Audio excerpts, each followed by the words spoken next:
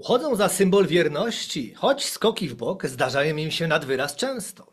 Potrafią wyłączyć z gry nawet 27 policjantów podczas jednej akcji dywersyjnej, a także zdarzało im się odnaleźć rozbitków na morzu. Pomagają zrozumieć myślenie magiczne i zgarniają odznaczenie niemal tak często jak psy, przynajmniej na wyspach. Gołębie to żywe wcielenie zła, znaczy zwierzęta nietuzinkowe, a ich wyjątkowość przybliży nam Agnieszka Graclik, czyli pani z Przyry. Tym razem odbędzie się to w innej niż zwykle formule. Pani z Przyry w końcu przejrzy na oczy i będzie atakowała zło ukryte pod zdradzieckim puchem, zaś zły ojciec będzie zmuszony bronić latających szczurów. Witaj. Cześć, cześć, witam. No zacznijmy od tego, że ten dzisiejszy odcinek będzie wyjątkowy, no bo i taki jest sposób myślenia naszych słuchaczek i słuchaczy. Kiedyś o gołębie męczyła nas Zofia, zaś nieszablonowo myśląca Zuzia, którą w tym miejscu pozdrawiamy, zaproponowała, by właśnie to Agnieszka atakowała gołębie, choć prywatnie jest miłośniczką tych skrzydlatych potworów, zaś ja stanę w obronie moich arcywrogów, z którymi na razie remisuję 1-1. Jakby tego było mało, bo tu sytuacja jest bardzo dynamiczna, Agnieszka postanowiła podbić stawkę, nakupowała jakichś badziewnych gadżetów z tymi szarymi, tymi onymi, które musiałbym nosić, gdybym jakimś cudem przegrał. Ja zaś z pomocą takiej pewnej podejrzanej jednostki mam pomysł na prezent, Aga wie jaki, którego pani z Przyry będzie bała się założyć. Oczywiście będzie mogła też zaryzykować i po prostu dać mi wolną rękę przy wyborze innej nagrody pocieszenia, że tak to delikatnie ujmę. Nie ustaliliśmy jeszcze dokładnie, jak to zrobimy, ale będziemy zbierali głosy właśnie albo pod jednym, albo pod oboma wpisami. I teraz bardzo ważne, oceniamy poziom dyskusji, nie gołębi, bo tu wiadomo, że zaraz bym przegrał. Czy chcesz coś dodać? Tak, że ja jednak chciałam zweryfikować tą karę dla ciebie za przegranie. To znaczy, jakby to w ogóle miało służyć temu, żebyś ty się przyłożył do tej dyskusji, bo obstawiałam sabotaż, że jednak będziesz mi przytakiwał przy tym, że gołębie są fatalne. W Nie, związku ja z tutaj. tym, w ramach kary, jeżeli będzie werdykt taki, że to ja się lepiej przygotowałam i ja wygrałam, to w Twoim imieniu wpłacam na Fundację Gruszętnik, która ratuje gołębie. Ale E, jakie to jest okrutne, nie ma takiego. Tak myślałam, że się ucieszysz. Także tutaj jest, bo jakby samo noszenie koszulek pod tytułem Kocham gołębie to jest jakby za mało wymiarowa Wiadomo, no nie takie rzeczy się ze kara. szwagrem pijanemu robiło, nie? No właśnie, potem będziesz spał w tej koszulce tylko i nie wychodził z domu w niej, więc no tutaj jakby za trudne to będzie do zweryfikowania. Tylko chciałem powiedzieć, że wojna psychologiczna trwa od dłuższego czasu. Od wczoraj Agnieszka wysłała mi podejrzane wiadomości, jak na przykład od 2 tygodni powtarzam sobie przed lustrem: nie bądź miękkie jajo, nie rycz na smutnych historyjkach o gołębiach. One będą zmyślone przez tego socjopatę. Czy myślę, że nie wykorzystam, bo ja mam dużo takich wiadomości od ciebie. Przygotuj się, zobaczymy, zamorduję cię. Same groźby karalne, więc tak. Ja się Tak, przygotowałem. ja sobie nie ukrywam, że robiłam sobie duży coaching, a przede wszystkim mój coaching skupiał się na tym, żeby samemu się nie zaorać, bo wszystkie moje argumenty, które mam bardzo przemyślane i wyważone, są dość łatwe do podważenia. Ale myślę, że do Moje tego argumenty. trzeba mieć jeszcze pewne jakby parametry empatyczne, których ty nie posiadasz, w związku z czym może się uda. Ja mam wrażenie, że ty za często o moich parametrach się wypowiadasz i może jednak nie róbmy tego publicznie. To jest tak, jak ktoś ma kompleksy, to potem wyszukuje różnych rzeczy w wypowiedziach innych. Wiesz, jak to jest, nie? Ależ oczywiście, że tak jest. No ja jestem jednym wielkim kompleksem. Teraz schudłem to trochę mniejszym, ale niewiele to zmienia. Dobrze, zacznijmy od najważniejszego. Zobaczymy, jak ci pójdzie. Pytanie numer 1. Ja myślę, że zaraz przegrasz. Gotowa? No, Co je gołąb? co je gołąb? To na pewno jest jakiś suchar straszny. Co je gołąb? No gołąb je ziarenka, ale ty na pewno zrobisz z tego jakieś coś dziwnego. Dobrze. Gołąb je fajny. Dziękuję, wygrałem.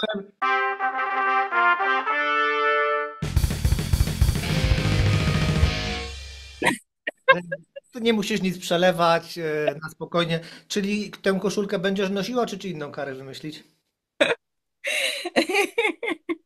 No je, fajny, no.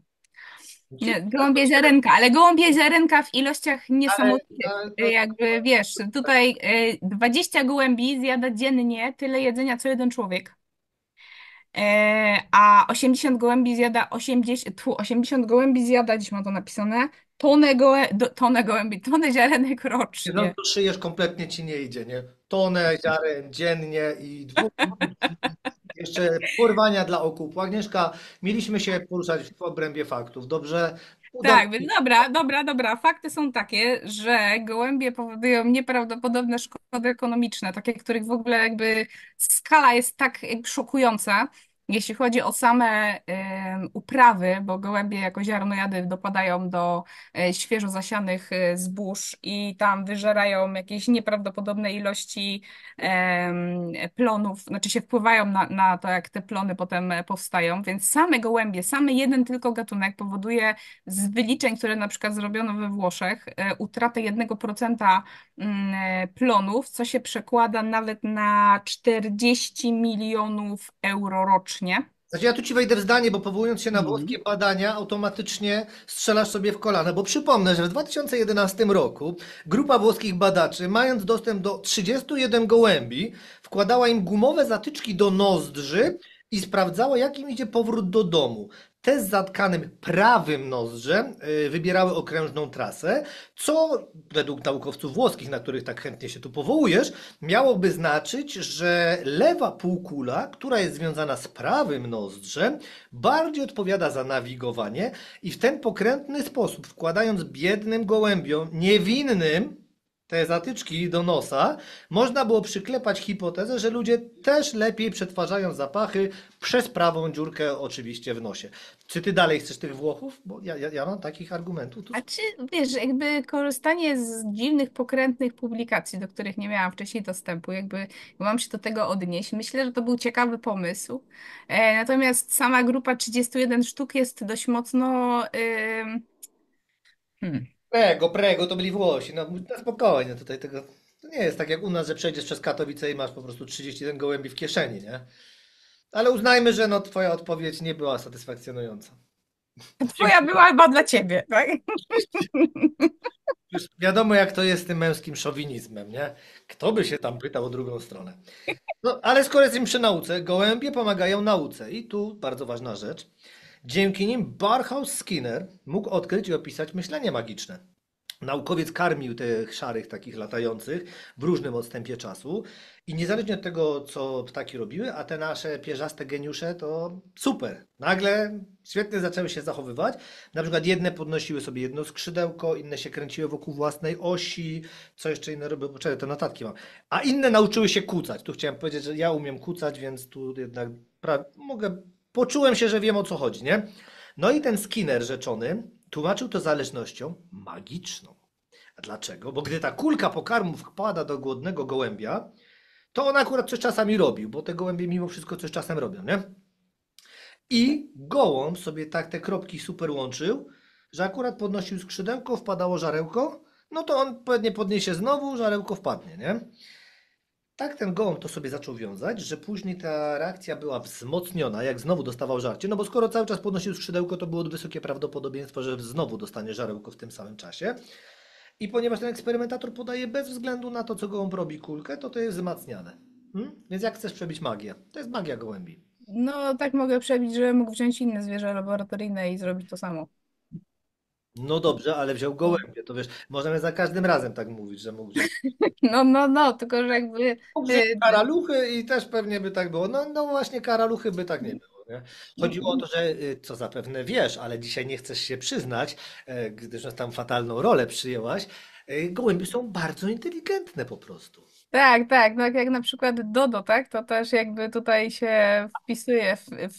Dobrze, bo nie usłyszałem coś ci tam na łączach. Doda? No, tak. Bardzo bardzo zwierzęta, co na przykład wyraża się w tym, jakie są sprytne w budowaniu gniazd na przykład, nie?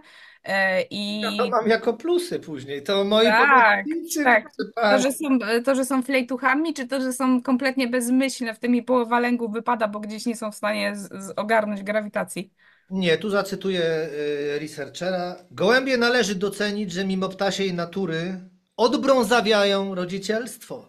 Gniazdo z dwóch patyków styknie. O ile dziecko jest choć w połowie tak wkurzające jak gołąb, to serio. My jako rodzice powinniśmy sobie wybaczyć. Przypominam, że to jest akurat to, dokładnie ten sam fachowiec robił, który mi pomagał z wydrami, dlatego moje zaufanie do tych argumentów jest wysokie, jak sama wiesz. To znaczy tak, no bo one jakby mają takie podejście, żeby się specjalnie nie sertolić w rodzicielstwie i dlatego idą po prostu w ilość i się niespecjalnie przejmują, jak któremu się coś Mają stanie. 2 do 3 jajek w jednym lęgu, to też nie No jest. ale 6 lęgów rocznie, w związku z tym jakby tutaj nie ma znaczenia jaka jest pora roku, ani za bardzo czy jest dostępność pożywienia. Nie wyjdzie, zrobimy nowe. Generalnie zero przejmowania się, żeby nie powiedzieć inaczej. Wiesz co, no, powiem ci, że to tak trochę okrutnie zabrzmiało, bo no inne zwierzę, to co to psy to już w ogóle, bo taki pies to w jednym miocie ma ile? 800? Bo nie pamiętam już teraz. 800 w jednym miocie? 800 sztuk, no tak, tak, faktycznie tak, tak jest, no. No więc sama widzisz, masz kolejny wspaniały argument. Na razie jest. One się mnożą w takim tempie, że nie ma tak naprawdę jakakolwiek eksterminacja gołębi, taka fizyczna, czyli strzelanie do nich, trucie, łapanie i tak dalej. Nie ma absolutnie żadnej racji bytu na dłuższą metę, ponieważ one są w stanie odnowić populację w absurdalnie szybkim tempie. Jedyną metodą skutecznego ograniczenia ilości tych gołębi jest kontrola urodzeń, czyli tu odwołuje się jeszcze do ich inteligencji, tak? Żeby gołębiowi uniemożliwić prokreację, to się robi bardzo taką rzecz, którą oczywiście trudno wykryć, mianowicie podmienia się jajka na atrapy, albo smaruje się je tłuszczem, żeby zabić w środku zarodki i one wtedy po prostu wysiadują je tak długo, jak trzeba, czyli do końca, aż już tak zgnije to jajko, że wybuchnie albo coś. Bo jeżeli im się te jajka zniszczy, no to one sobie szybko naprodukują nowe, zero problemu. Natomiast jeżeli im się podmieni na atrapę, to one wtedy będą święcie wierzyć w to, że te jajka po prostu się inkubują, potrzebują się inkubować 2 lata, bo po prostu takie mają wyjątkowe dzieci. A drugą metodą jest ograniczenie, podawanie im środków hormonalnych, żeby jajka się rodziły, że jajka w jajkach się zarodki nie pojawiały w ogóle. I koszty takiej terapii hormonalnej gołębi są jakieś absurdalne, po prostu to wychodzi jakieś do 30 euro za gołębia rocznie, żeby ograniczyć tą ich populację. No, ale to i tak wychodzi taniej niż wynajmowanie osób, które będą chodziły po gniazdach i podmieniały jaja na atrapy, tudzież smarowały jaja tłuszczem, żeby te zarodki w środku uśmiercić. Także to jeśli chodzi o tą inteligencję ich i to, że są takie Znaczy się, sprytne. przykro mi, muszę to stwierdzić, pomimo wiesz, prywatnej sympatii, wzięłaś, nie wiem dlaczego zaczynam od kłamstwa, bo mój przykład numer 25, drobny, brzmiał, zaraz ci przeczytam, ja to mam wydrukowane, bo zaczynam Tak, ja wiem, ty masz milion papierów, bo to jest tak trudne do udowodnienia, że musiałeś sobie wydrukować musiałaś książkę. myślić właśnie, to jest to Aga. Ty jeszcze wczoraj to jakże wszystko zmyśliłem. Pierwsze co pomyślałem, to pozmyślam fajne historie, ale mój przecież ona się tego spodziewa. Ja się tym razem oprę na faktach. I proszę bardzo, przykład 25. Gołąb wędrowny to zwierzę, które udało nam się wytrzebić pomimo jego liczebności szacowanej w szczytowym momencie nawet na 5 miliardów osobników. Był to prawdopodobnie najliczniej występujący gatunek ptaka zamieszkujący kulę ziemską, co udowadnia, iż my jako ludzie jesteśmy w stanie dokonywać okrutnych i wielkich rzeczy. Ile tych dachosrajów masz? Bo ty jakimiś środkami jajka byś im smarował. Jest to, nie smaruj nikomu jajek, Aga, bardzo ci proszę. Wróćmy do poważnych tematów. Jakbyśmy chcieli, to te gołębie by zniknęły. Po prostu my nie chcemy. Jesteśmy okrutnym gatunkiem, dlatego stosujemy jakieś pułapki na pętelki, żeby tym biednym zwierzątkom nóżki blokować. I ty po prostu mówisz, że my nie dalibyśmy sobie rady z biednymi gołąbeczkami, tak? Dlatego im jajeczka podkładać. Wiesz co, Aga, oboje wiemy, droga pani z Przyry, że te argumenty to jest po prostu kłamstwo i gdybyśmy chcieli, by gołębi nie było, ale jest dużo takich miłośników jak ja i my te gołębie ratujemy. A to dlaczego je ratujemy? Proszę, ja od razu przejdę, bo ja dopiero na trzecim punkcie bym był, ale już mi ze trzy później jeszcze skasowałaś. Proszę. Gołębie ratują ludzkie życie. Uczono je między innymi szukać rozbitków na morzu. Potrafiły dużo sprawniej wypaczyć człowieka w falach niż ludzie. Oczywiście są jeszcze bardziej znane przypadki i ten ci przesłałem, by ci ułatwić przygotowanie się do tej debaty. Proszę bardzo, w oblężonym Harlemie w 1573 roku, już wtedy jeden biedny gołąb bohatersko przeleciał nad przeciwnikiem, dostarczył wiadomość, przyszła pomoc. Jakby tego było mało, no w tej Wielkiej Brytanii, sama nazwa wielka, no to coś już o czym świadczy, nie? No, czekaj, bo ja się przynajmniej nie mogę śmiać. Są znaczenia dla zwierząt, taki medal Dickin, mam nadzieję, że dobrze wymawiam, powtórzę, Dickin, który jest odpowiednikiem Krzyża Wiktorii. No i najwięcej odznaczonych zwierząt to psy, ale dlatego, że po prostu najłatwiej im przyczepić do futra, nie? Ale już na drugim miejscu są gołębie. I ja nawet mam imiona tych gołębi. Mam imiona tych gołębi, jeśli masz sekundę, bo widzę, że trochę cię zatkało. Nie powiem co, że tutaj. Jakbyś myślała, że te gołąbki są złe, a ja muszę sobie odpalić, bo to mam na komórce, bo wiesz, ekologiem jestem i nie chciałem aż tyle drukować, że później nie usłyszeć, ale na przykład White Vision, Winky, Tyke, also known as George, Beachcomber, Gustav, Paddy, Kenley Lass, Navy Blue, Flying Dutchman, Dutch Coast. Czy mam wymieniać dalej? Czy ktoś nie zna tych bohaterów? Oni nas ratują, a ty jak? Ja nie mówię, że one Nie są masz złe, serca. ja mówię, że one są głupie.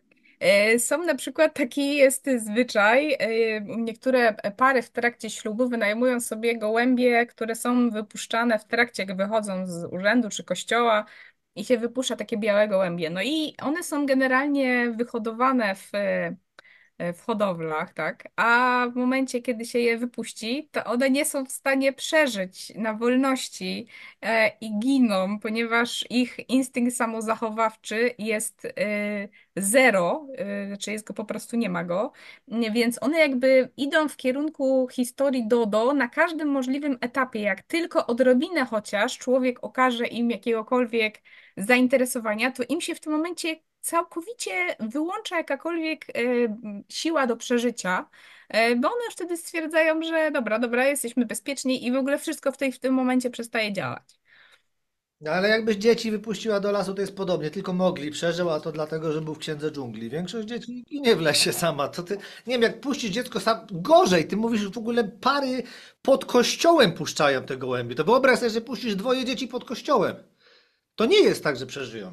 Nie masz pewności. Ja naprawdę, Agnieszka, to nie możemy tak obrażać tego inteligencji. Poza tym, proszę bardzo, wielu Polaków nie pała miłością do policjantów, prawda? No Są tak, na tak. to gołębie. I teraz cytując Polsat News z 25 kwietnia 2017 roku. 27 policjantów z komisariatu Poznań-Wilda padło ofiarą obrzeszków gołębich, czyli kleszczy, które wyglęgają się w gołębich gniazdach. Ich ukąszenia są bardzo niebezpieczne dla ludzi. Te pajęczaki mogą przenosić m.in. boreliozę. Dam, dam, dam, dam. No nie Komentarz. tylko boreliozę, mogą przynosić babesiozę, mogą przynosić milion innych chorób i w ogóle one są strasznie niebezpieczne, bo samo ugryzienie obrzeżka może wywołać tak silną reakcję anafilaktyczną, że ludzie potrafią na przykład umrzeć w nocy, nawet nie zdążą otrzymać pomocy. I generalnie obrzeżki są mega sprytne, tak jak gołębie absolutnie sprytu nie mają żadnego, tak obrzeżki, które sobie na nich żyją, są mega sprytne i mają niesamowite w ogóle zabezpieczenia, żeby przetrwać, bo one potrafią nawet do 9 lat przeżyć bez jedzenia. Potrafią jako jedne z nielicznych gatunków pozyskiwać, absorbować sobie wilgoć z otoczenia, więc nawet w mega suchych miejscach.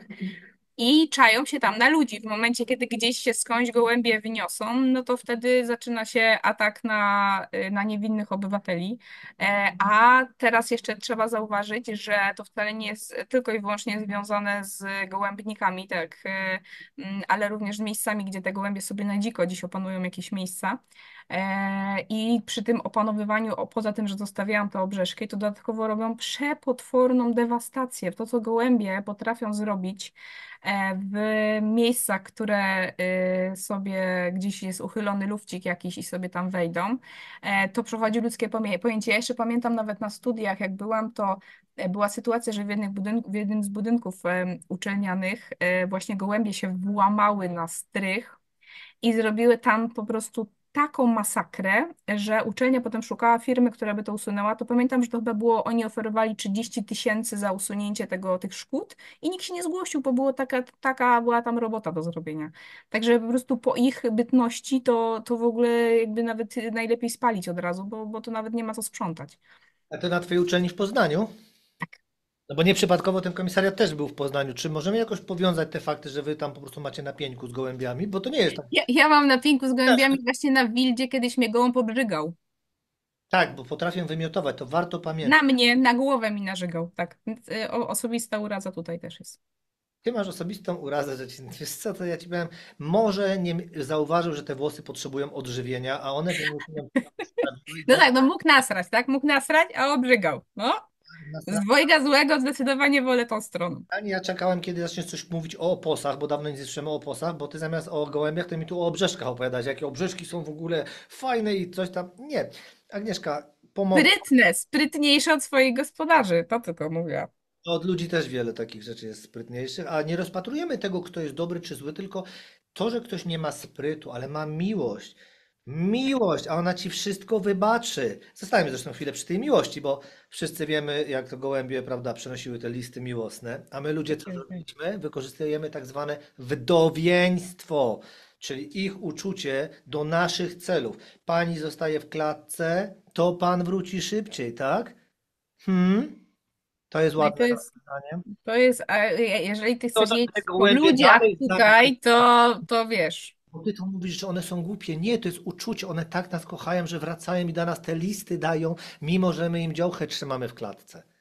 No dobra, ale generalnie jakby rozwój kory przedczołowej gołębie uniemożliwia tego rodzaju powiązania, tak? Jak ty sobie tutaj to tłumaczysz. To nie ma żadnej romantyzacji tego, tylko po Tak jest zgoda. prostu ich sukces rozrodczy od tego zależy, więc to jest po prostu wykalkulowane ewolucyjnie, a nie kwestia tego, czy Ale on to sobie...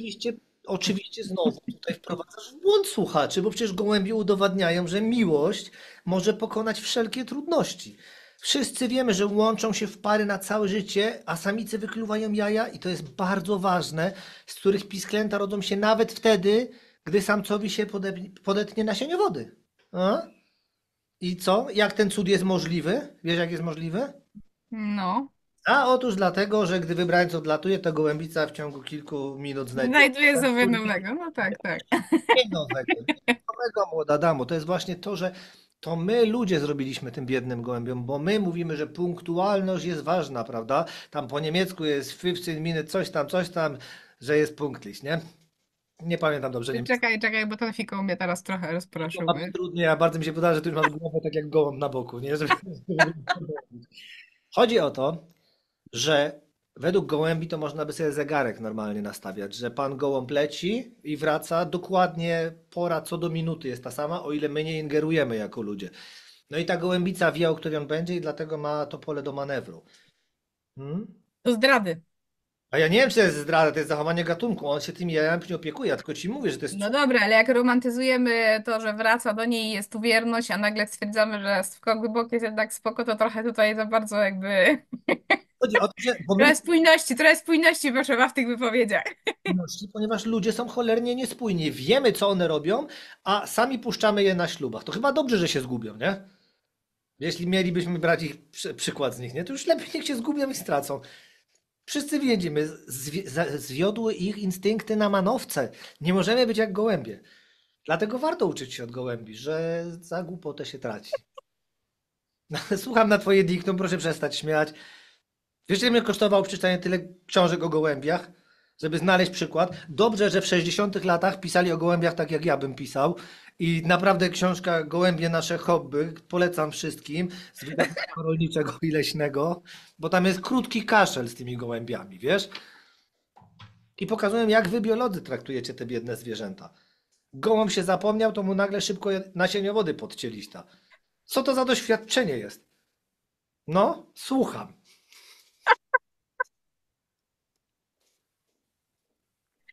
Dobra, na taką dyskusję nie jestem przygotowana.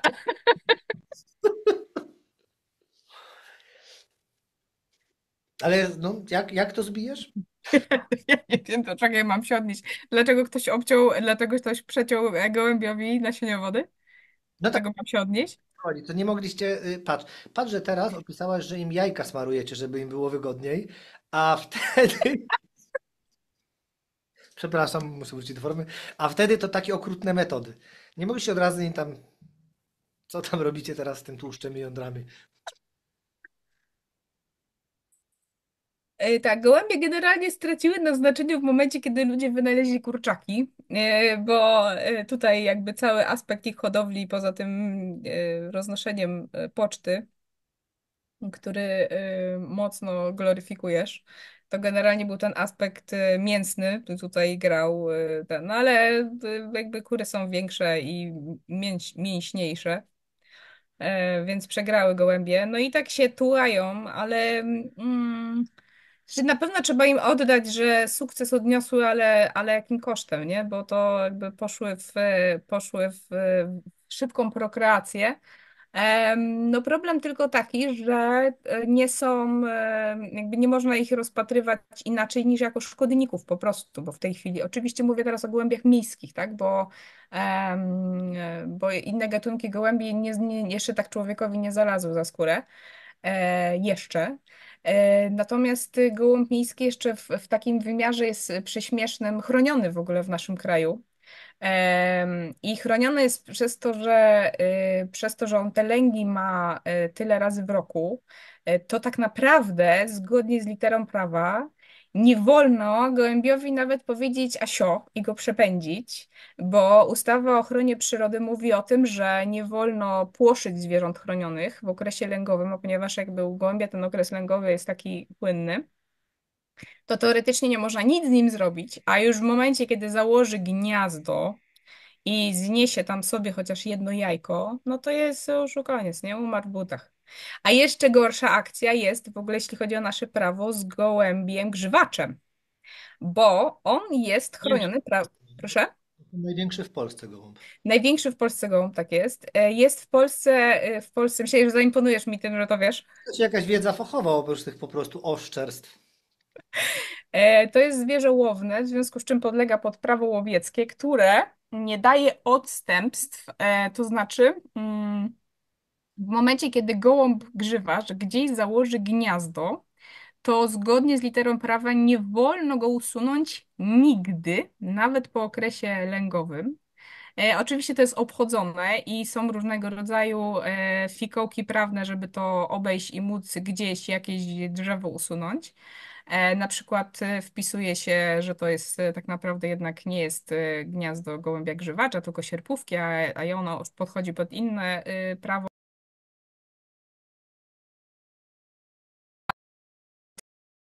Wspomagane przez nasze prawo gołębie utrudniają ludziom życie, jest po prostu niepojęta. No tak, tylko mieliśmy nie rozmawiać o polityce, więc o sierpówkach i mołotówkach nie rozmawiajmy. Ja oczywiście tutaj tylko przypomnę, że no błędy popełniasz, tu moja młoda damo. Gołębie są smaczne i mają większe przyrosty masy mięsnej w stosunku do zużytej paszy niż kury. Na przyrost 1 kg masy ciała przeznacza się 3-4 kg paszy, a u gołębia 2-2,5 kg i oczywiście nawet w rozdziale o hodowli tych wspaniałych ptaków jest podtytuł Smaczne jest mięso młodego gołębia. No to jest taka książka stara, widzę, że już za chwilę ci się rozpadnie w tych rękach, to tam już trochę jest jakby teraz, wiesz, trochę poszło do przodu Nie, niektóre rzeczy. ten ageizm zostawmy, dobrze? Bo do babci chyba byś tak nie powiedziała. Zostawmy ten ageizm, bardzo proszę. Troszkę się uspokójmy. Poza tym, jakby tego było mało, to taki rosół z gołębia jest bardzo zdrowy, pomaga w leczeniu przeziębień i większych dziadostw lepiej niż jego kurzy odpowiedni. To ci od razu mówię. To też tej książki mądrej wyczytałeś, tak? Leczenie przeziębień, tak, tak. Nie, to jest mądrość ludowa. AI chyba, co? Nie, AI to gdybym chciał, to było w ogóle tak po mojej stronie, a nie po twojej. To ci powiem, bo na sam koniec ci miałem to powiedzieć, ale dzięki AI, jak rozmawialiśmy wczoraj o straży pożarnej, to według AI strażaków czasami, ale nie za często nazywa się gołębiami. Jeśli No, wpiszesz do Google, przykro mi, ale to jakby, wiesz, no no to jest przykro, a przykro ci jest, a to, że gołębie potrafią wykryć raka piersi, to wiedziała, czy teraz nagle będzie... nie, rozwiń. Proszę bardzo. Profesor Richard Levinson z University of California w Davis, mam nadzieję, że dobrze wymówiłem, bo wiem, że teraz będziesz się czepiał wszystkiego, oraz jego koledzy demonstrowali gołębiom mikroskopowe obrazy tkanki gruczołu piersiowego. Jeśli ptaki prawidłowo dziobnęły kolorowy przycisk, rozpoznając tkankę jako zdrową lub zmienioną nowotworową, dostawały smaczną nagrodę.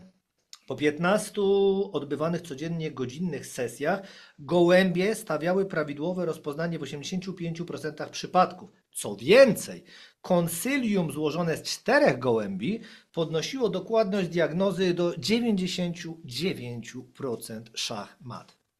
No ale jakie to ma przełożenie na jakąkolwiek użyteczność? No a jak nie wiem, ile się czeka u nas, zamiast mamografii masz chopa, który się schował za ścianą i cię maca, jak to takie, Czy, takie widziałem badania na wsiach. Przyjeżdżam, mam wiem, co wy tam na Śląsku macie, ale no może, tak. Bo jakby rozumiem, że ptaki, na przykład kury też potrafią rozpoznawać obrazki i jak się je nauczy rozpoznawać określone obrazki, to będą je rozpoznawać, ale jak to się ma do psów, które potrafią węchem wykryć rzeczy, które są, nie da się jeszcze ich zrobić zdjęcia histopatologicznego, bo na przykład nie wiadomo, czy w ogóle istnieją, tak? Więc taki Mówi pani, kto jest lepszy, czy po prostu, że gołębie są super? Bo na przykład Kaczor Donald był taki odcinek, że przez to, że ma 3 siostrzeńców bliźniaków, trojaczki, nie? Teraz znowu coś pewnie źle powiem, bo to trojaczki, nie bliźniaczki. No Chyzio, Dyzio i Zyzio, bo ten czwarty tylko się pojawia w 2 częściach. To dzięki temu, że on ich rozpoznawał automatycznie, to później zatrudniono go do tego, żeby sprawdzał linie produkcyjne, które są inaczej, mają spawy niż wszystko. Czy dlatego będziemy uważać, że Kaczor Donald jest najlepszy na świecie w rozpoznawaniu czegokolwiek i zrezygnujemy z leczenia i z badań? Jak cię pięknie, jak... Czy ty się przed chwilą właśnie zaorałeś sam a propos tego, że to, że gołąb potrafi rozpoznać coś na obrazku, nie ma tak naprawdę żadnego znaczenia? Właśnie to jest, tak chciałem powiedzieć, jak brzmisz, dokładnie tak brzmiałaś. Cytuję tak, jakbym tobą był, że ojejku, bo tutaj ktoś jest lepszy, ktoś jest gorszy. No nie, no, to jest wspaniałe, że to potrafią robić. Patrz, jaki my mamy problem. Ale to nie ma żadnego znaczenia, to, że to potrafią robić, bo nie ma to żadnego praktycznego znaczenia, bo to, że psy potrafią rozpoznawać węchem autyzm na przykład, może się przyczynić do diagnostyki, ale to, że gołąb jest w stanie zauważyć coś, co zauważy każdy człowiek, który będzie oglądał, każdy histopatolog, tak, będzie oglądał te tkanki i to zauważy i najpierw trzeba pokazać gołębiowi, Ile się czeka, o to, patrz, ile się czeka do histopatologa, a normalnie na plażę wpuszczasz gołębie i wszystko wiesz. Wszystko już mają zbadane. i zdjęcia histopatologiczne im pokazujesz, tak? No ja myślę, że to jest do ogarnięcia. No dobrze, to była fajna ciekawostka, tu ci mogę powiedzieć, ale moim prywatnym zdaniem po prostu atakujesz te gołębie bezpodstawnie.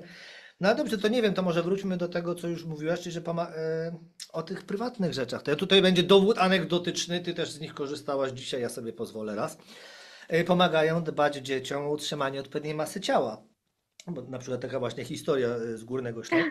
Przypadek, że małe, głodne dziecko dostało pod starym katowickim rondem suchą bułkę od mamy i gdy tylko wyszło z podziemi, to rzuciły się na nim te bohaterskie gołębie, odbierając mu pożywienie i to dziecko po latach miało nadwagę, więc pewnie ptaszki wcześniej, wiesz, to już wyczuły, taka predykcja, nie? No bo na pewno nie przyczyniły się do tego, że u chłopca rozwinął się jakiś syndrom włóczęgi polegający na zjadaniu posiłku w ekspresowym tempie, więc pomagają nawet w takich rzeczach.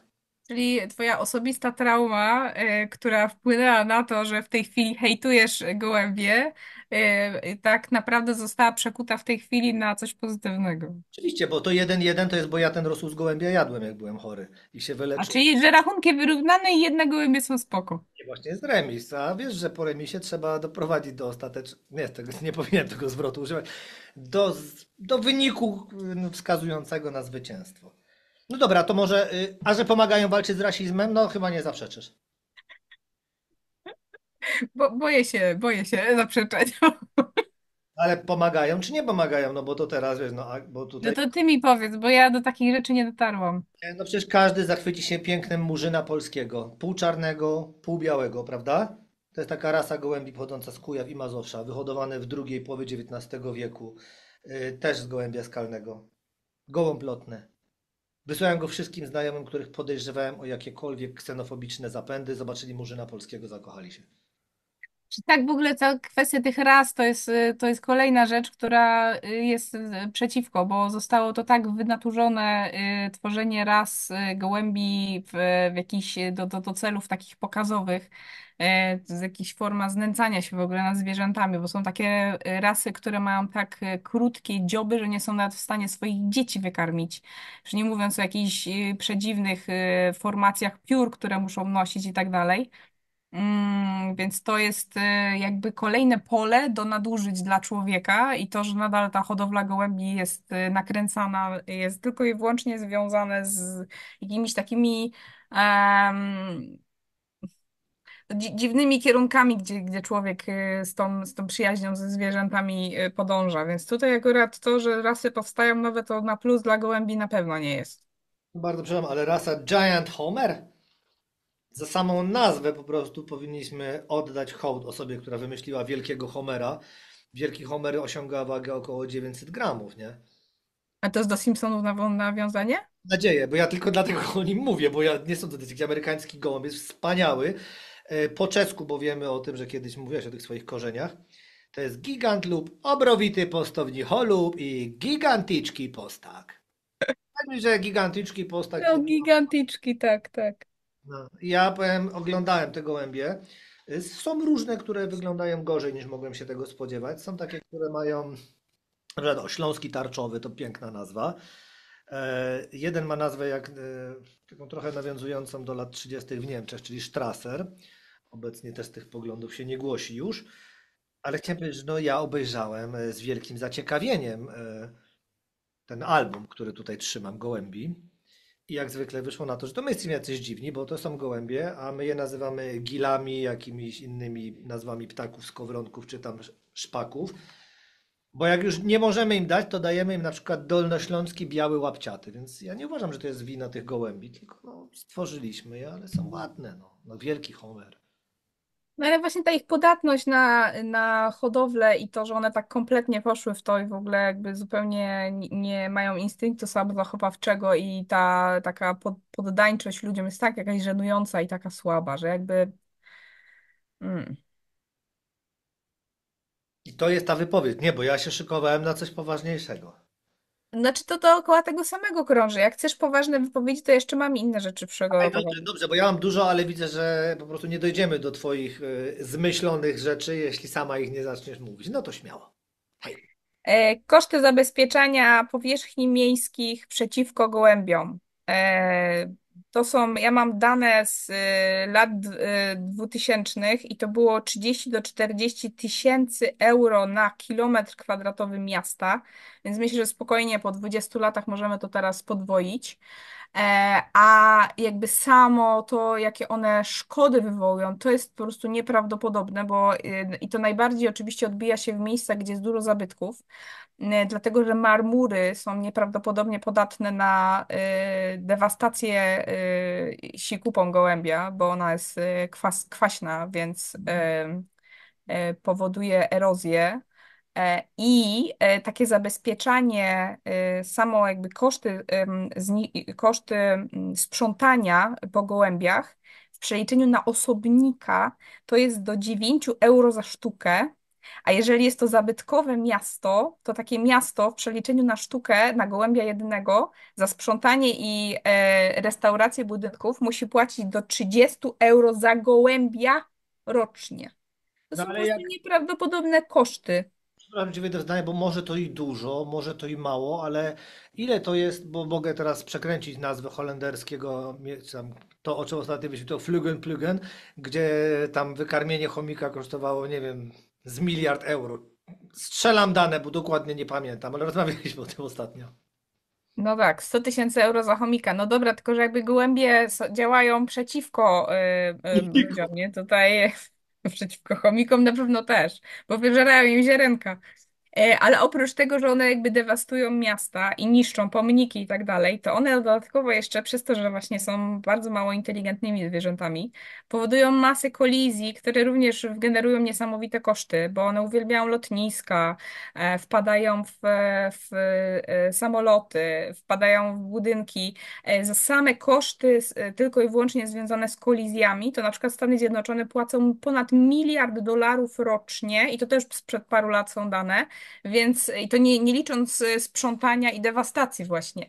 Więc to są jakby samo życie koło nas, gołębi, jest nieprawdopodobnie kosztowne, bo po prostu przez ich biologię, przez to jak one się szybko rozmnażają i przez to jakie są głupkowate, takie po prostu żenująco naiwne w tym swoim wpadaniu w rzeczy, w budowaniu tych gniazd, w tym wszystkim. Ta ich jakby sama biologia, bo to jakby już pomijając wpływ człowieka, bo jakby człowiek to, że on je gdzieś tam prowadzi i jakby do tego wszystkiego doszło, to jakby tutaj sama biologia tych zwierząt jest taka i ta ich naiwność i ta ich taka no, na takie szczury, które żyją wszędzie, to po prostu są strasznie głupie. Akurat pomijając, że Amerykanów nie szkoda, nie? Więc tam to możemy spokojnie od razu na bok ten argument dać, niech sobie tam liczą, ile oni lubią wydawać pieniądze na głupoty. To wszystkie ptaki tak mają. To przecież sikorki, szpaki, kawki, może nie bekasy, bo nie wiem jak wygląda bekas akurat, ale kaczki. Wszystko to, czemu się śmiejesz? Bardzo przepraszam, to jest poważna debata. Miałaś się przygotować, no naplułaś na monitor. To tego jeszcze nie grali. Chodzi o to, że wszystkie ptaki wpadają w samoloty. One były tam pierwsze. To my. Ale gołębi więcej wpada niż tych, które wymieniłeś. Bo dlaczego? No bo akurat tak latamy ich trasami, no nie róbmy scen. Nie, nie, nie, nie, dlatego że one się po prostu przypieprzyły do ludzi i się ich tak trzymają, że po prostu nie można się ich pozbyć. I one jakby sobie gdzieś poszły w dzicz i sobie żyły, ale są na to za głupie niestety i dlatego muszą się trzymać ludzi i dlatego te wszystkie szkody powodują. Wiele zwierząt nie jest tak super inteligentnych jak ty, co nie jest powodem, że mamy je wyrzucać do lasu. No kurcze pieczone, no przecież niech se żyją spokojnie te gołąbeczki. Słyszysz to gruchanie, to ku. Nie rozczula cię to. To nawet twój ulubiony przyjaciel, nie bójmy się powiedzieć, Crash i wyjątkowy człowiek, którego książką macham ci teraz przed kamerą, niejaki Maruszczak Marek, to opisał właśnie te gołąbeczki i tutaj no naprawdę nie ma nic złego. Przemawia przez niego tylko żal, że nie pierdzą. Wszystko inne, no przecież jak to brzmi pięknie. Zamknij oczy, otwórz buzię. Dzieci są jak pudełko czekoladek. Kiedy zostawisz u kogoś na balkonie, ludzie zaczną zadawać pytania. To jest wszystko o gołąbkach. To i ty co, że nie są za mądre? Ty w takie sentymentalne pitu-pitu uderzasz i mi wytrącasz moje wyrozumowane argumenty, bo mi jest przykro mówić takie rzeczy o tych biednych ptakach, a ty w ogóle tego Swoją nie... rolę, bo ja naprawdę mogę zaraz tę dyskusję zakończyć, bo ja wiem, czym są gołębie, ale my tu mamy merytorycznie rozmawiać. To jest jak Merytorycznie nie wychodzisz jakiś debata. serwikowe. Brałem kiedyś udział w debacie na temat wpływu marchewki na życie seksualne, więc my mamy tutaj być profesjonalni. To, że. Więc to, Do tego nawołuję teraz. no dobrze, to proszę, może nie są mądre, może nie są takie cwane, może nie budują mostów, nie? Ale starają się odwieść ludzi od zażywania kokainy. A? No tak, poprzez demitologizację, poprzez uwalnianie Kolumbii od skojarzeń z nią. Bo kto raz się dowie, że kolumbofil to miłośnik gołębi, ten już nigdy nie weźmie koksów. O, dobra, to jest już tak grube, że po prostu.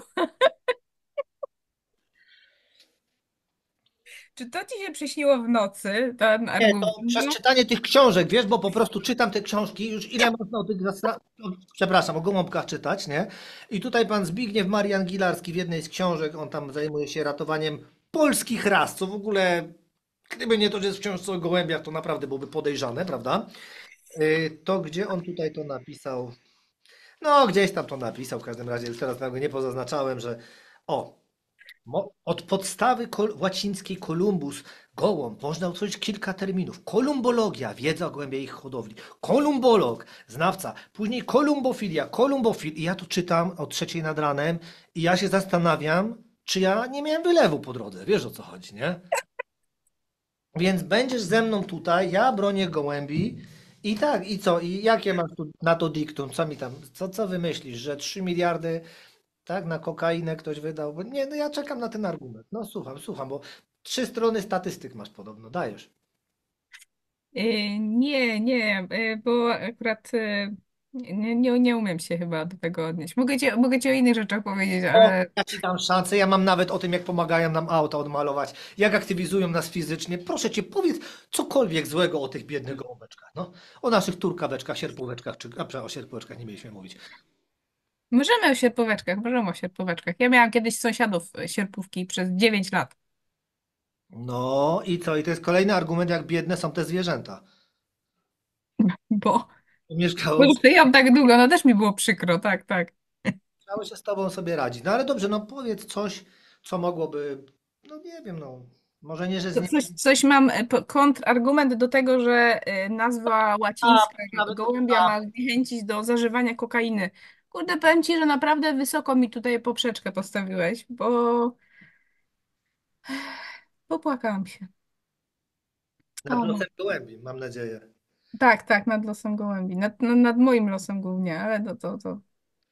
No ale tu jest walka, bo ty będziesz śmigała w tej koszulce, nie? Więc radzę ci podjąć rękawicę, bo ja widziałem, co ty dla mnie szykujesz, wiesz? Ty dla mnie już taki pejczyk ukręciłaś, że się, wiesz. Bardzo proszę, no dlaczego miałbym ja, miłośnik gołębi, nagle je znienawidzić? Znaczy się w oparciu o tą kokainę, tak? Ja wolałbym się nie opierać już o kokainę. 3 dni jestem czysty, w ogóle mnie nie ciągnie. Przez gołębie, Z gołębie, tak. czyli masz doświadczenia własne w tym temacie. Z gołębiami mam bardzo dużo doświadczenia, ale ja mam je dzisiaj bronić, więc proszę teraz ty. Czy te 3 dni czystości nie odbije się jakimś potem dłuższym ciągiem odreagowywania po tej Nie rozmowie? dam rady być dłużej niż 3 dni z gołębiami. Proszę cię, zacznij merytorycznie. Bo teraz jest Ale taki no ja się nie będę adwert. odnosiła do, nie będę się odnosiła do takiej rzeczy, bo No dobrze, no ale o pomnikach ty zaczęłaś. A proszę bardzo, jak dobrze, że te gołąbki nasze kochane, małe, puchate obstrywają pomniki, bo dzięki temu pokazują, że wiele postaci już dawno powinno trafić na śmietnik historii. no i dają zatrudnienie ludziom, którzy myją te pomniki, tak? Widzi, Czekałam, aż to powiesz, nie ale chciałem tej niskiej piłki, ja nie chciałem mówić, że one dały komuś w Poznaniu zlecenie na 30 000, ale wy, Wielkopolanie, to te 30 000 za wyczyszczenie strychu, to za. Nie brudźmy rączek. Niech se gołąbki same posprzątają. mycie elewacji od gołębiej kaki w Warszawie zaczyna się od 1500 zł. No a wam chcieli dać 30 000. Powiedz mi, Elewacji, przepraszam, tam nie ma zwłok na elewacji i to jest tylko czysta kupa. czysta kupa. No właśnie z tą czystością to też jest gruba sprawa, bo tam są takie patogeny, że jak taki gołąb gdzieś narobi, to naprawdę z daleka to obchodzić, bo tam się można takimi świństwami zarazić, bo już pomijając to, że one tam mają te wszystkie kryptokoki, jakieś inne grzyby, to Koka. one dodatkowo, proszę, Koka. co? Koka znowu się pojawiła. Koka? Kryptokoka. Kryptokoki. One dodatkowo jeszcze, nie wiem, czy jakby taki obrazek jest ci znany, jak się rano wychodzi do miasta i na przystankach są takie kleksiki po imprezach, które zostawiają bywalcy imprez na takie większe kleksy treści żołądkowych to tam zawsze jest całe stado gołębi, które wydziobuje potem to i potem nie dość, że to te w ogóle to roznoszone wszędzie, to jeszcze one tym potem defekują. No to już jest taka skrajna oblecha, że ja po prostu nie umiem sobie chyba niczego wstrętniejszego wyobrazić. Ja umiem, ale nie po to jest ta audycja, żebym ci opisywał jakieś moje zwyrodniałe marzenia. To, że zjadają te wymioty, to przecież jest tylko i wyłącznie na plus. Bo kto w Poznaniu, jak już ustaliśmy, posprząta? No, nie stać nikogo, żeby tego pawia ktoś posprzątał, bo wy to pewnie będzie 25 koła i jeszcze, żeby ten paw był w jednym miejscu i się nie rozlewał, nie? Bo inaczej spółka oczyszczania nie weźmie. Ja bardzo przepraszam. Dobrze, że na Śląsku jest to takie klasyczne Ordnung muss sein. Ja nie widziałem, żeby ktokolwiek spożywał pawia, a na pewno już nie był to gołąb, bo raczej by nie zdążył, wiesz? Poza tym ja myślałem, że ty mi tu wiesz, ze stolcem gołębia ruszysz, że o, tyle patogenów, szmenów. I tu miałem argument, że kto normalny podchodzi do zielonego, pienistego stolca, niezależnie czy to jest stolec, bo tak wygląda stolec ze Escherichia coli w wydaniu naszych malutkich gołąbeczków, nie? On Bo od podchodzić nie trzeba, bo to leci z góry, no nie? I to leci z góry nie tylko na nasze głowy, na nasze samochody, to jeszcze potrafią narobić na przykład do różnego rodzaju kontenerów do przechowywania jedzenia, jakichś silosów na zboże i tak dalej. Nie, I to jest które... fantastyczne. Dzięki temu szybciej podejmiesz decyzję o przemalowaniu auta. Bombardują, wiesz, te pojazdy stolcem, to jest wysoka dawka amoniaku, to jest 5% amoniaku w takim moczu. Podobnie aktywizują ludzi, defekując ławki. Nie będziesz siedziała na dupie, tylko się strzeli. O, to ładne, o to mi się podoba. Aktywizują ludzi, to ładne, tak. To bardzo ładne. Przyznać, że w tym mi pomagano, bo te, które mają więcej sensu, to możesz się domyśleć, że to nie. No, no, tak, nie podejrzewałabym cię o to zdecydowanie. No, więc, ale może rusz jakiś argument, bo ja już mam coraz mniej takich racjonalnych, będzie coraz gorzej już, nie? Następnie jest o Biblii, więc nie wiem, czy od razu do tego przechodzimy. Na razie, wiesz, Dawaj, dawaj, dawaj, bo już... były w Biblii. A kto jeszcze był w Biblii? Judasz. Judasz skończył tragicznie, a gołębie nie. Wiadomo, kto jest lepszy. Dziękuję. Śmiej się do kamery, bo ludzie myślą, że tutaj będą takie świerszcze i żenady. Że zemdlałam. Nie no, to mnie, nie, to już mnie powaliło. To ja nie wiem, czy jakby ja jestem w stanie już dalej na tym poziomie Dobrze, dyskutować. dobrze, to wejdź na jakiś poziom z wiedzą. Coś o gołębiach powiedz mądrego. Może czegoś się dowiemy, czego nie wiemy, bo zmyśliłaś po prostu. Zaraz, co ja jeszcze mam tutaj? O, dewastacja mieszkania. W Londynie gołębie włamały się przez uchylony lufcik i zdewastowały w ciągu niecałego miesiąca mieszkanie w takim stopniu, że trzeba było zapłacić 15 000 funtów za jego sprzątanie. Takich sąsiadów miałem 2 bloki dalej i tam pół gołębia nie było. Ja nie wiem, czy się dało to posprzątać wtedy. To wiesz, to jak chodzi o demolkę mieszkań, to myślę, że znam skuteczniejsze osoby, które nie potrzebują do tego gruchania. Ale czekam dalej, bo nie no, wreszcie coś fajnego, nie? Wreszcie są liczby, nie takie z I kosmosu. cały czas daje liczby. No przecież dlatego mam całe ćwierć stron notatek, żeby ci rzucać liczbami. Ani na Lipida można było jeszcze niedawno kupić. Znaczy po prostu skończyły ci się twoje argumenty, tak? Już teraz? I przecież ja 20 przeleciałem. No mam na przykład. Dobra, no dawaj dalej, będziemy na twoi, bo moje są za suche. Znałem kiedyś dziewczynę o nazwisku Gołąb i ona mnie lubiła. Znam jedną o nazwisku Graclik-Werbaranowska i tam mnie cały czas obraża. Bęk. No dobra, dobra. I to jest dobra, dobra. Znałaś chyba, nie? Bo to chyba trzeba uznać za punkt dla mnie. Nie, bo ty, ja znam twoją strategię. Ty chcesz, aż ja się wyprztykam i nagle na koniec powiesz tam te dwie swoje rzeczy o gołębiach, które będą brzmiały w miarę sensownie, no i ludzie tylko to zapamiętają. Nie, bo generalnie to, co ja mam do przedstawienia, to jest tak naprawdę absurdalnie proste, bo to cały świat wie o tym, że gołębie są po prostu beznadziejne i jakby nawet ci, którzy te gołębie gdzieś tam próbują lubić i bronić, to jakby to nie jest absolutnie wyrozumowane w żaden sposób, tylko oparte tylko i wyłącznie na jakimś sentymencie, na tym, że one to oczka mają, że są takie urocze, ale jakby z punktu widzenia znaczy one jakby po prostu PR-owo są lepsze od szczurów i to jest jedyne, co jest na ich plus, bo są trochę ładniejsze. Natomiast jakby sama skala szkód, które wywołują, w ogóle bije te szczury w miastach na głowę, tak? To w ogóle... Ale to właśnie dzięki gołębiom. Proszę bardzo, zaraz znajdę. Gdzieś miałem to wypisane, a to miałem ładnie ubrane w słowa. Czekaj, 5 sekund, gdzieś to tu było. O! Bo celowo tutaj chodzi o pewną osobę. Z publikacji znanego ci noblisty, który już niedługo wyląduje na dywaniku, swoją drogą zapraszam, bo to będzie naprawdę niedługo, wynika, że gołębie jedzą dużo odpadków, dzięki czemu nie zjadają ich gryzonie jak na przykład szczury. A jak już wiemy z twojej tutaj relacji w Poznaniu, jeszcze wymioty sprzątają.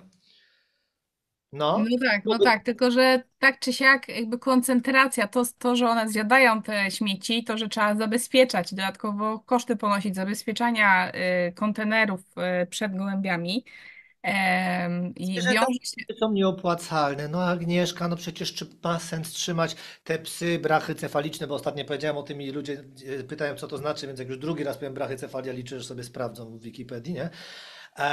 To więc psy raz brachycefaliczne. Przecież jakie jest opłacalne to, żeby ten Charkot obok ciebie siedział? No miłość do zwierzątek to my mamy miłość. No jaki jest sens No trzymania? akurat miłość w tym wypadku jest argumentem typu zero, bo ten brak miłości, znaczy się to, że ludzie nie potrafią ich, znaczy się to, że je pokochali, a w tej chwili już dalej ich nie kochają, to jest przyczynia się do tego, że te zwierzęta cierpią, tak? Bo to jakby jest e, Przecież taka ich naiwne podążanie za człowiekiem związane z tym, że kiedyś były dla człowieka ważne, ale już przestały być.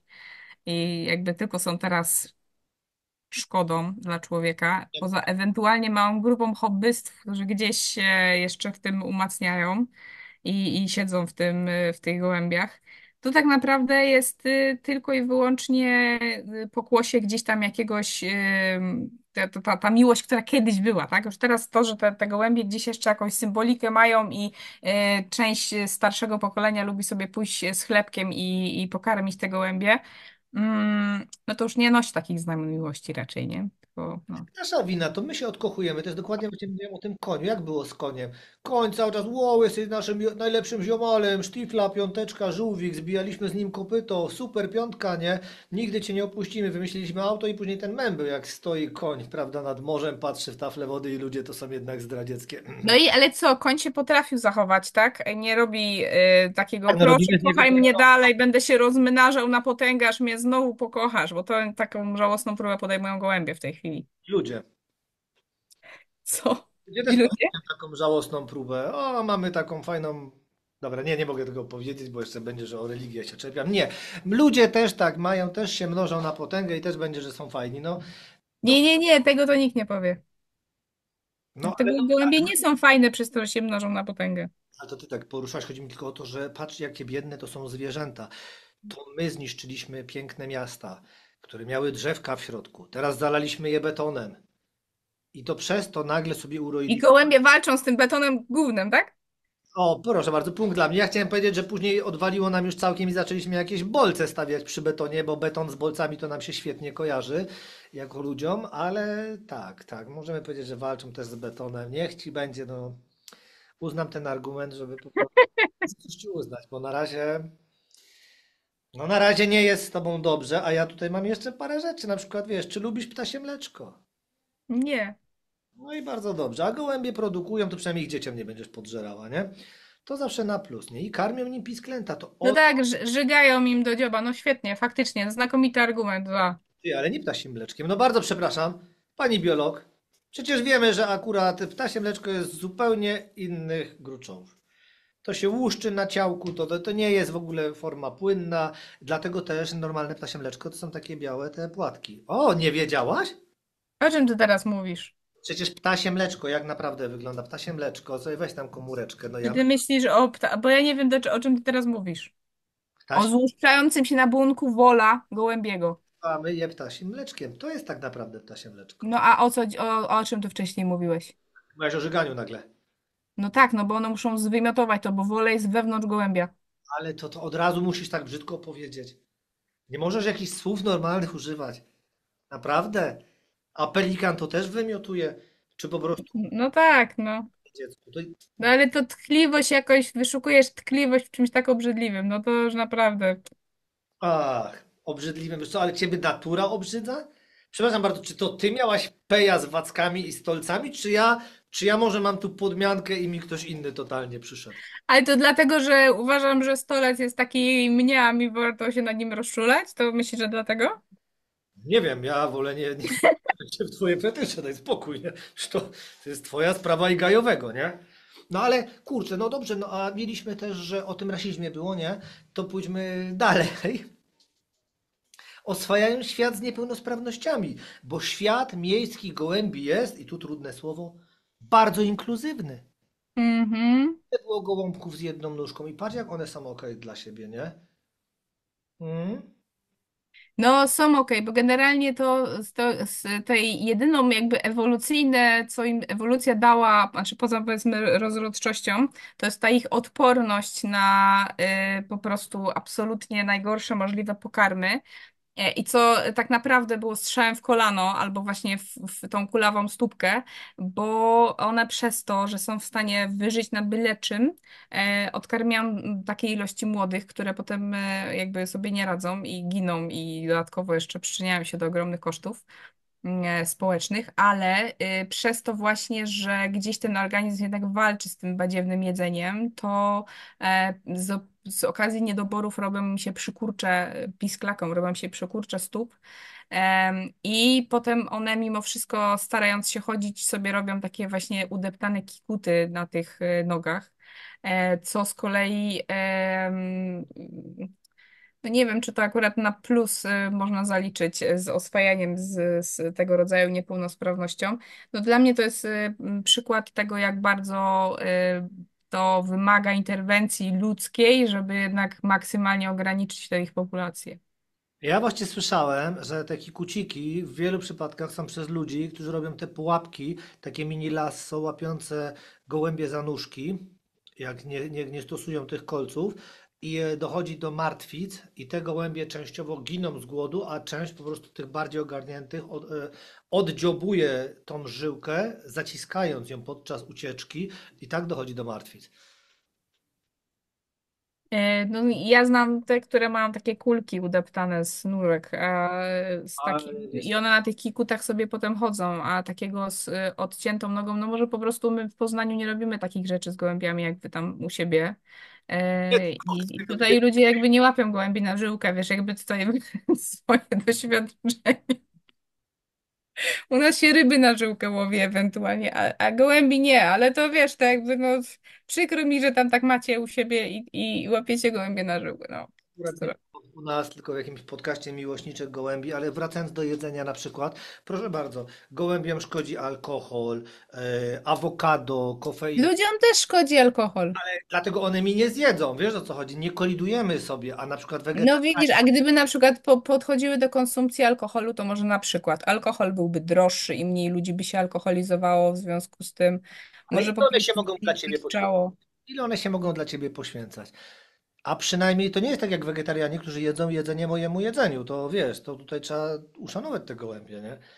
Ja widzę po prostu twoją zniesmaczoną minę, bo czujesz tę porażkę, czujesz porażkę nosem. Dobrze, no to nie wiem, no a proszę, o, z takiego Czuję porażkę, bo walczę ze sobą, żeby mówić brzydkie rzeczy o biednych gołębiach, tak. No to zdecydowanie. wieku, no a na przykład gołębie przypominają ludziom pszczoły. To jest ważne. A pszczoły są... Ale to teraz o chorobach psychicznych nagle zmieniasz, bo jakby nie wiem, Czemu choroby?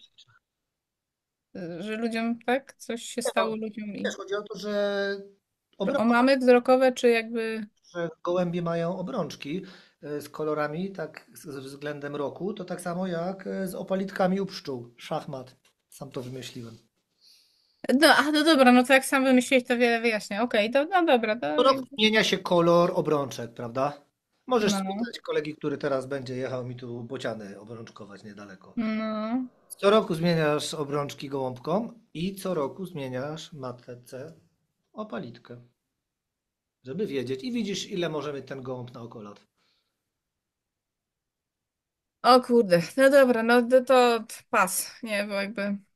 No to podaj jakiś swój przykład, daj cokolwiek. No bo cokolwiek, no bo co, bo nie wiem, no co cię mam spytać, że. I już jest godzina, już możemy kończyć, bo Nie ja już możemy jestem kończyć. wydrenowana psychicznie po prostu tym, co tutaj prezentujesz. Skąd się biorą gołąbki?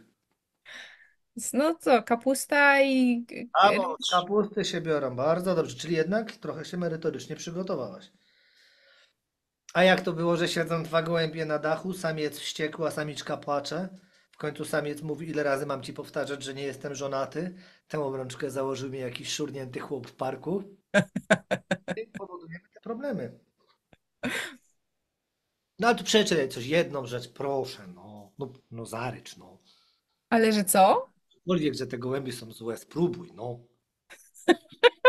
Ale ja już udowodniłam, że one są złe. Znaczy, to jakby nawet nie ma co dalej tego drążyć, bo to po prostu jest tak oczywiste, że twoje sentymentalne, anegdotyczne jakieś przykłady, wymienianie go, imion i tak dalej jest po prostu poniżej jakiegokolwiek poziomu. Jak ja mam się do tego ustosunkować, że ktoś nazwał gołębia w jakiś sposób? No, ja mam karaluchy z imionami, no to jakby to...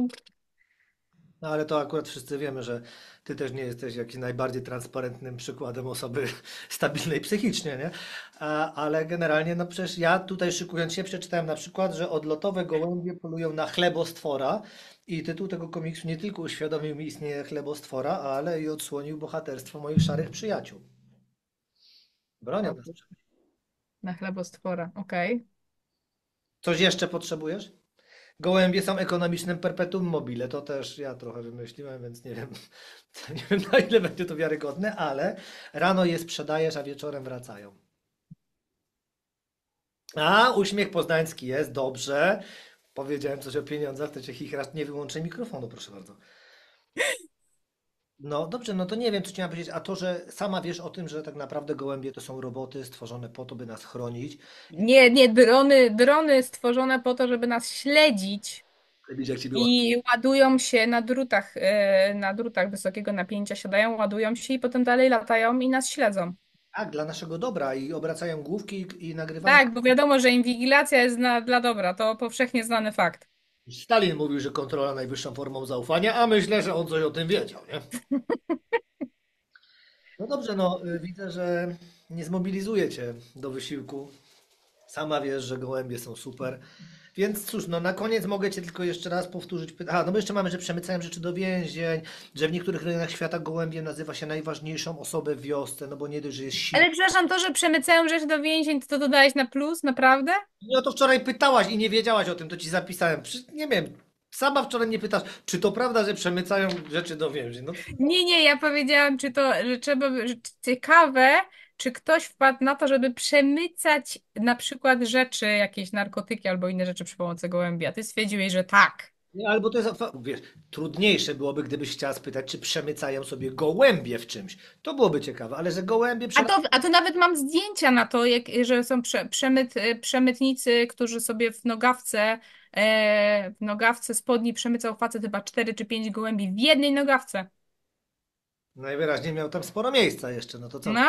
No, przemycają. To, że przemycają gołębie, to tak, ale czy przemycają gołębiami, ale to nadal nie są rzeczy na plus dla gołębi, chciałam powiedzieć. No znaczy, wiesz co, bo moich 20 chyba 7 już argumentów i twoje brzmią, to wcale nie jest na plus, to wcale nie jest fajne, a w Poznaniu musieliśmy wydać kupę szmalu, bo nam się w ogóle wam się włamały gołębie na dach, nie? To też już świadczy o tym, jakie wy macie zabezpieczenia.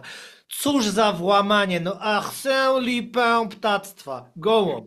Po prostu złodziej dżentelmen. Siedź i nasrał. No bardzo proszę, no to tak nie może być, że ty tylko mówisz nieprawda.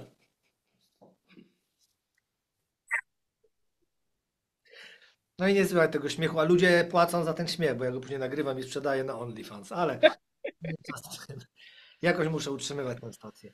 No dobrze, to cóż, no powoli będziemy kończyli. No, doszliśmy do tych jasnych wniosków, że gołąbie fajne, ale wiem, że ty chcesz głosowania, więc zachęcamy wszystkich do głosowania pod naszymi wpisami. No, czy komu z nas udało się was przekonać i dlaczego akurat mnie? No, chyba, że ktoś nie słucha audycji do końca, tylko po prostu głosuje na Agnieszkę, bo jest jej stronnikiem. Ale dobra, ty powiedz, żeby nie było, że nastawiam przeciwko tobie. Agnieszka, czas dla ciebie. Nie, bo jakby w tym wszystkim dochodzi problem taki, że ja bym wolała, żebyś ty wygrał, bo ja uważam, że gołębie są zajebiste i jestem strasznie rozczarowana twoim doborem argumentów, bo poszedłeś w takie zupełnie sentymentalne i absurdalne rzeczy, a mogłeś tak łatwo odbić te rzeczy, które ja mówiłam, bo to były takie wyrozumowane i chamskie i głupie rzeczy, a ty w to wszystko poszedłeś takie zupełnie. Także ja uważam, że. Znaczy się inaczej, zrobiłeś tak, jak się spodziewałam, że zrobisz. Czyli przygotowałeś to. Przygotowałeś to. Tak, w takim wydaniu Pitu Pitu. A z drugiej strony ja się teraz czuję jak taka sztywniara, która przyszła z takimi samymi chamskimi rzeczami, które w ogóle tak łatwo podważyć i tego nie zrobiłeś. I teraz mi przykro, bo mam ochotę jeszcze raz przeczytać te rzeczy, które napisałam i powiedzieć, jakie są z dupy. Sama wiesz, no co tam miałem podważać, no nie? No bo one się same podważyły, no to je czytasz i to co, no no. Ale teraz nie rób tak, bo ludzie mają uczciwie zagłosować, bo musimy to rozstrzygnąć, no. Ktoś tu będzie chodził w koszulce, no na twojej wiemy kto jest, jako permuj gołąbeczek już narysowany. Nie będzie to poprawiane graficznie, więc uważaj.